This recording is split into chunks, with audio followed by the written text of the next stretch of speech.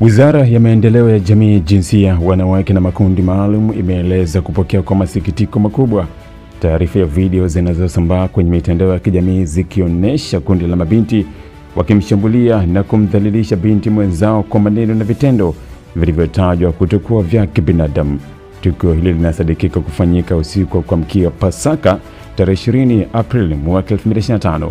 Kwa mujibu wa taarifa zilizopokelewa kupitia mtandao wa Instagram, mabinti wanaohusika wanaripotiwa kuwa ni wanafunzi wa vyuo vikuu viwili tofauti nchini Tanzania, huku chanzo cha mzozo huo kikiwa ni mgogoro wa kimapenzi unaomhusisha mwanaume anayetajwa kwa jina la Mwijaku.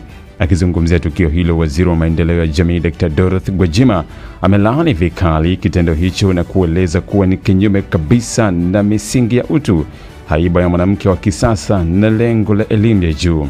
Binti msomi anatakiwa kuwa kigezo cha mabadiliko, mshiriki wa kupambana na ukatili, noti mfadhili wa udhalilishaji. Kitendo hiki ni aibu kwa utu na mwanamke wa Tanzania, amesema Dr. Gwajima.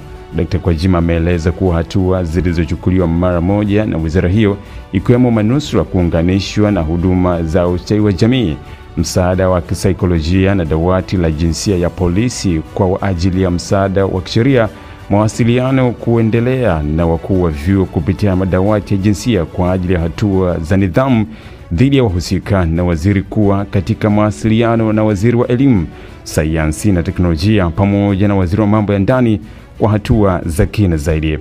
Waziri Gwajima ametoa rai kwa wananchi, hasa wanafunzi wa vyuo na wanawake, kuepuka kujihusisha na tabia za kudhalilishana, bali wajenge jamii ya usawa na heshima. Hakuna aliye juu ya sheria. Tutetee heshima ya wanawake kwa kuungana dhidi ya ukatili usiokuwa chanzo chake. Dataflow inakuletea uhuru wa kukamilisha chochote na internet ya uhakika. Kuwa hewani muda wote, popote ulipo, utakuwa na internet ya uhakika. Ni salama na huunganisha kwa haraka. Ina nguvu hata sehemu zenye msongamano. Pata data mtelezo yenye kasi kwa gharama nafuu. Wasiliana nasi.